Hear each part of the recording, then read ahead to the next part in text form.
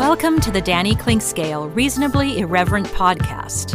Insightful and witty commentary, probing interviews, and detours from the beaten path.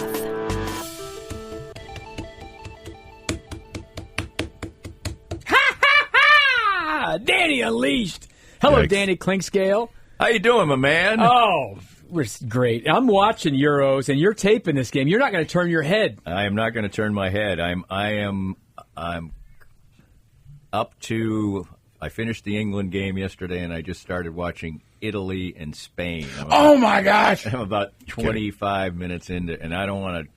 That's a great game, so I'm not going to. But it's hard to keep up. It's great stuff. If you like, I mean, I'll just say this: if you like soccer at all, this is unbelievably compelling. You know, it's like watching an all-star game where people care and the fans care, and the fans are out of control. Now, sometimes they get way too out of control, but during the games, they're just into the game itself. And the venues are just jam-packed.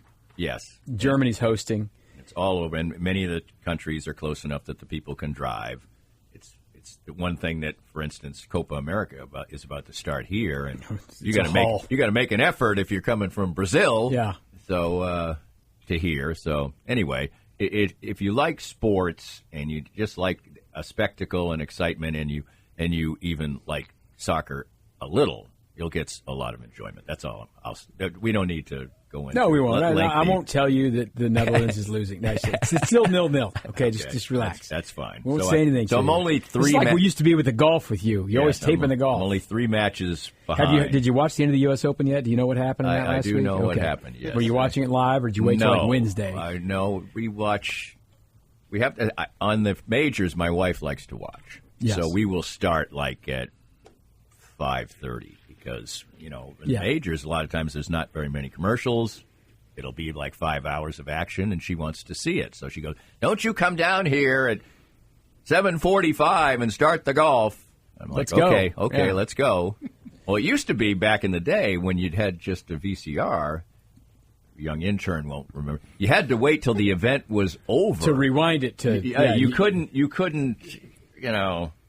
Just you couldn't watch at 5 o'clock because it'd still be going. Yeah. You had to wait till it was done. And then you had to hope that it ended without extra holes because you wouldn't have gotten it. If you stopped, you stopped recording. Right.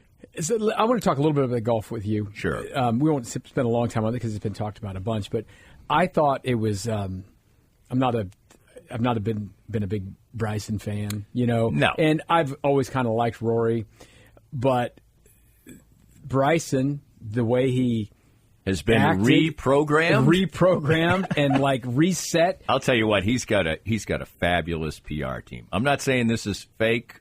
I'm saying he's his best Bryson. Mm-hmm.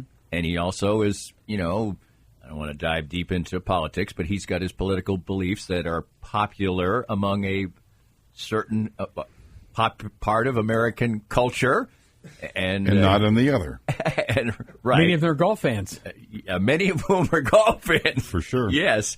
So a combination of things. I don't know about you. You obviously watched the final 2 rounds in depth.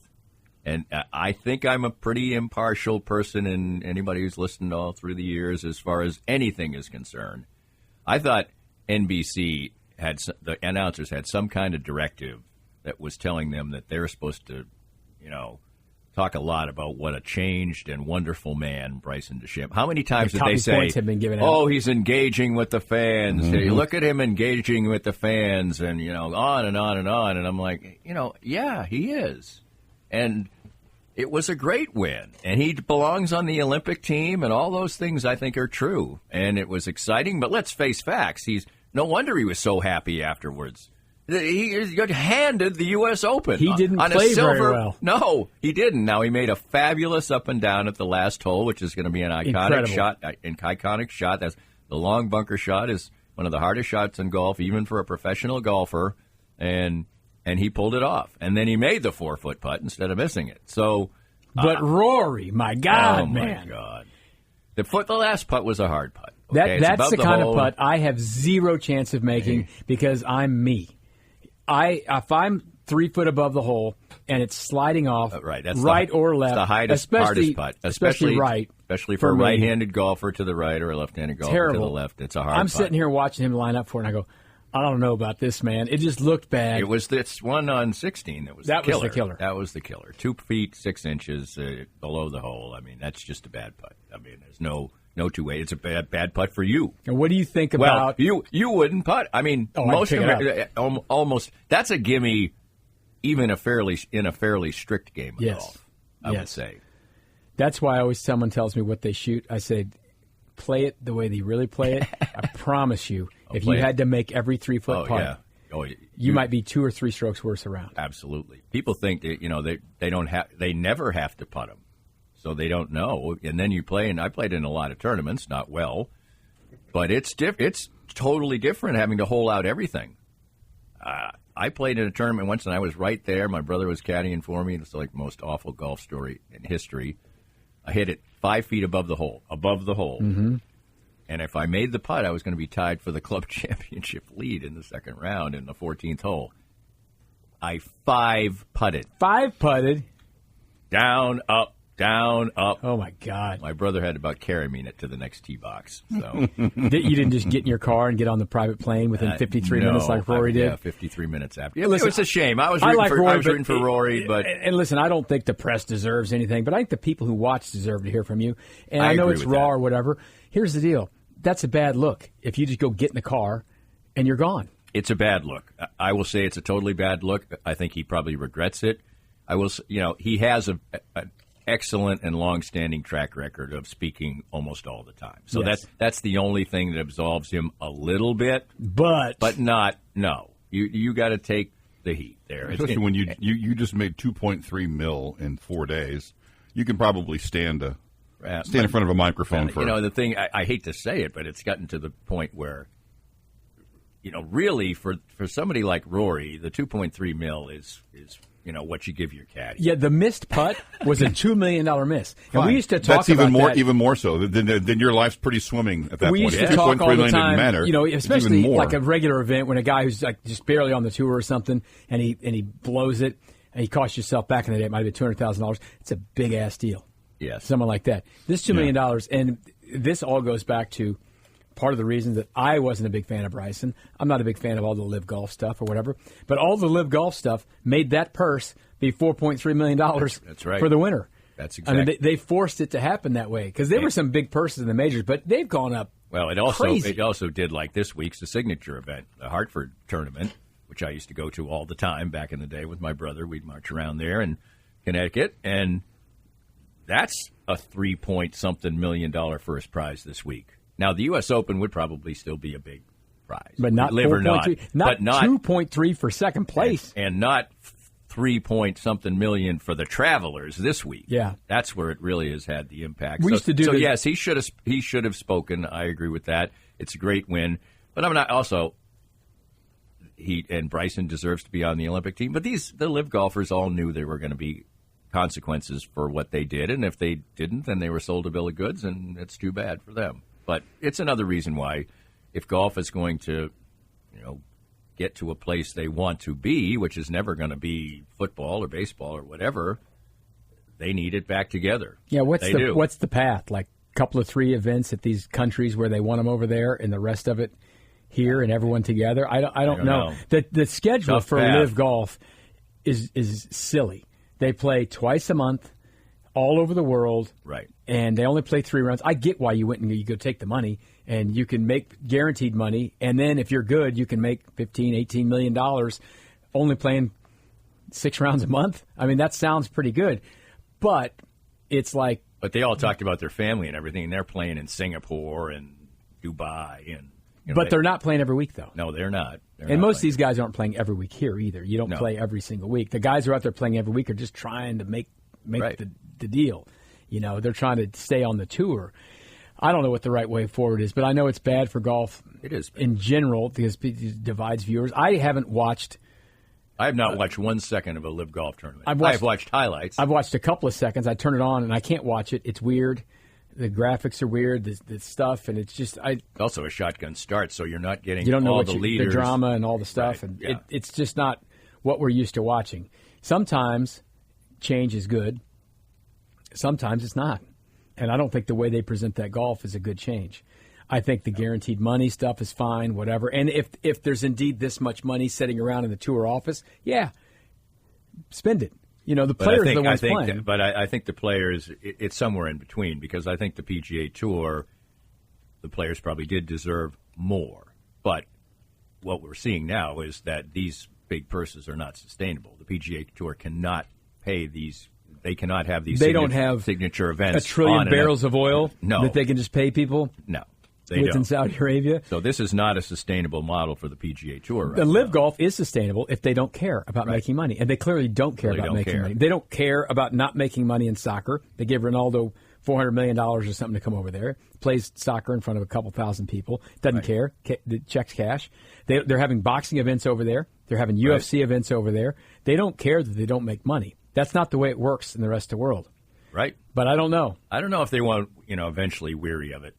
I don't know. I mean, they may try to get involved in college sports or something here in America. I mean, sure. Who knows? Well, maybe people from all over the world go to college in the United States. Say somebody who's got PIF connections went to Baylor. Yeah. And he wants to, buy a stadium. Unlimited budget for our teams. I don't care.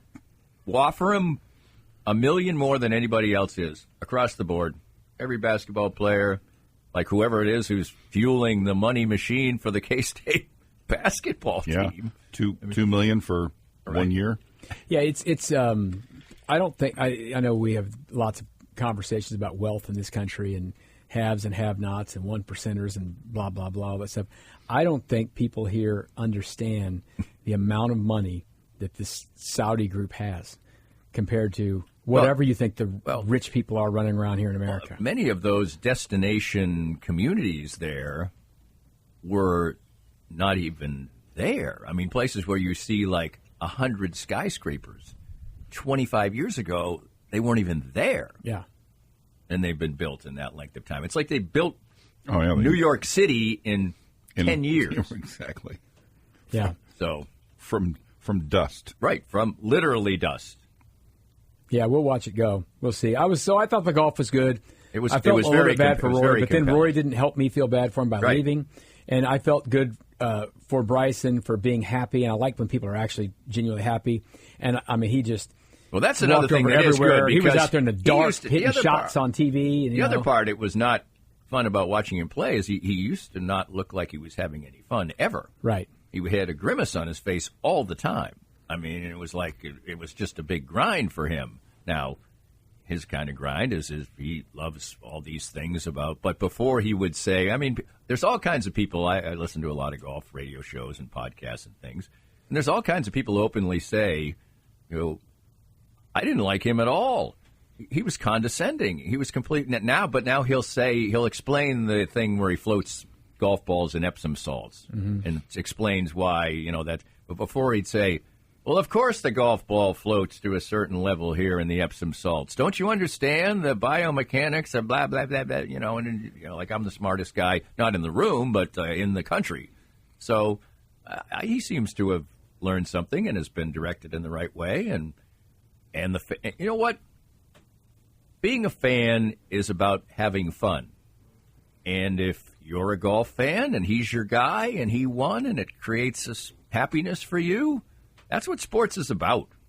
That's what these Euros with these fans of these countries who are having iconic moments, the first win in the history of their nation at the Euros. And think, of course, they're new nations, many of them. But, so, I mean, it's cool.